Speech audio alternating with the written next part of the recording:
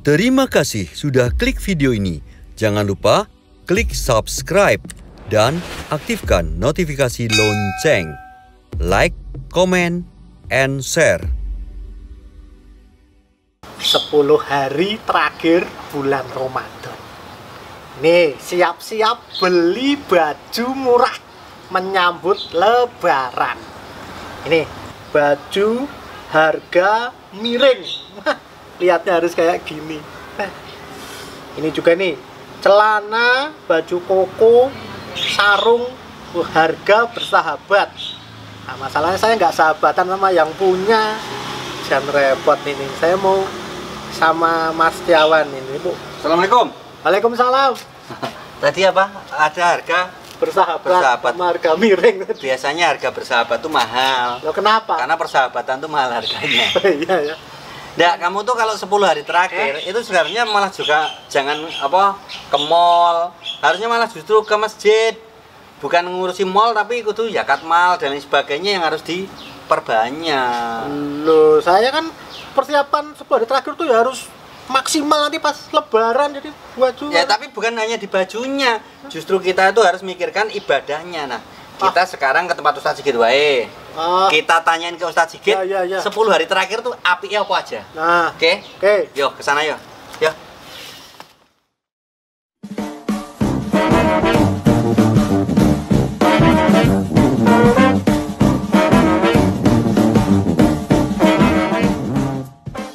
Acara ini dipersembahkan oleh Joglo Hasanah, tempat makan yang ngangenin.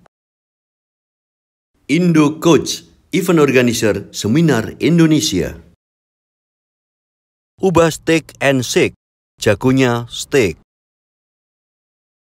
Assalamualaikum warahmatullahi wabarakatuh. Waalaikumsalam warahmatullahi wabarakatuh. Kembali jumpa di Tahu Tanya Ustadz. Dan kita kali ini kepengen ngobrol apa persoalan yang sering terjadi, Mas? gini, jadi biasanya kan kita ini menjelang akhir-akhir puasa, terutama 10 hari terakhir. Itu kan kalau orang pada umumnya itu malah sudah sibuk menyambut Lebaran. Nah, sudah sibuk menyiapkan tiket buat mudik yang dulu mudik. Ya kan, kalau sebaiknya itu seperti apa gitu. Malah sekarang sudah mulai menghitung kapan THR turun. Nah, itu. Dan rata-rata lebih banyak nge-mall daripada ngamal. Nge-mall tuh cari pakaian, cari apa. Iya, itu loh. Nah, ini kita pengen tahu 10 hari terakhir Ramadan baiknya ngapain? Apa aja yang perlu dipersiapkan biar kita tidak berlalu begitu saja Ramadan. Iya. Monggo, Ustaz. Baik, bismillah, alhamdulillah, Allahumma sholli ala Muhammadin Rasulillah sallallahu alaihi wasallam. Jadi kalau Ramadan itu ibarat pertandingan, ya, di bagian akhir ini sudah merupakan babak penentuan, babak final. Kalau orang sadar dengan apa yang dilakukan, dia tengah berada dalam babak final, maka dia akan mengarahkan semua kemampuannya untuk bisa memenangkan pertandingan. Tapi memang betul seringkali ada hal-hal lain yang memalingkan dari perhatian atau dari fokusnya gitu ya. Yaitu keinginan untuk bisa segera selesai Ramadan karena selama ini hanya menahan lapar dan dahaga. Berkaitan juga dengan pemahaman orang tentang puasa, sekedar nahan lapar dan dahaga saja, kemudian menganggap telah selesai dengan adanya Lebaran. Tapi kalau orang memahami bahwa kesuksesan Ramadan bukan sekedar formalitas nahan lapar dan dahaga, tapi keseluruhan amal yang dilakukan di dalamnya, ya sholat 5 waktu sudah pasti, puasa Ramadan tetapi ada amaliyah sunnah seperti tarawehnya, tilawah Al-Qurannya, zikirnya, sedekahnya dan seterusnya.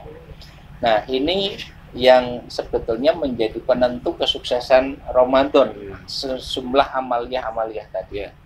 Nah, kalau kemudian kurang lebih 20 hari pertama itu merasa kurang maksimal, kurang bersungguh-sungguh, jumlahnya juga belum seberapa, masih ada kesempatan terakhir, ya, sehingga ia bisa menguatkan kesungguhan di akhir bulan Ramadan.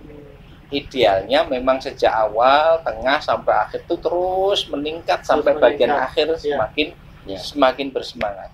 Tapi mungkin saja orang itu kan sok naik turun, mudah medun gitu, sok males, sok semangat itu. Ya, anggaplah 20 hari awal itu mengalami kondisi yang lalai, kemudian sempat malah disibukkan yang lain, maka 10 hari yang terakhir kesempatan untuk memacu kekurangan-kekurangan tadi. Dengan apa itu? Melakukan i'tikaf, memusatkan perhatian untuk lebih banyak melakukan ibadah, baca Quran, zikir dan sebagainya. Jadi itu yang kita bisa lakukan sebagaimana teladan dari Nabi Sallallahu Alaihi Wasallam. Ya, kalau sudah masuk 10 hari yang terakhir, kata Aisyah, Rasul itu syadda mi'zarahu, mengencangkan kain sarungnya. Rasa terus golek sarung enggak ya? Jadi makna mengencangkan kain sarungnya itu lebih memperhebat ibadahnya. Wa ahya lailahu, menghidupkan malamnya. Ya, ungkapan menghidupkan malam itu karena malam biasanya orang tidur istirahat. Dihidupkan malam itu menjadi seolah-olah tidak mati. Dengan apa? Banyaknya ibadah yang kita lakukan di malam itu, lebih dari hari-hari sebelumnya.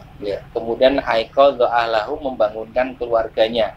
Artinya keluarga kita, suami, istri, anak itu dilibatkan untuk memperhebat ibadah pada 10 hari yang terakhir di bulan Ramadan.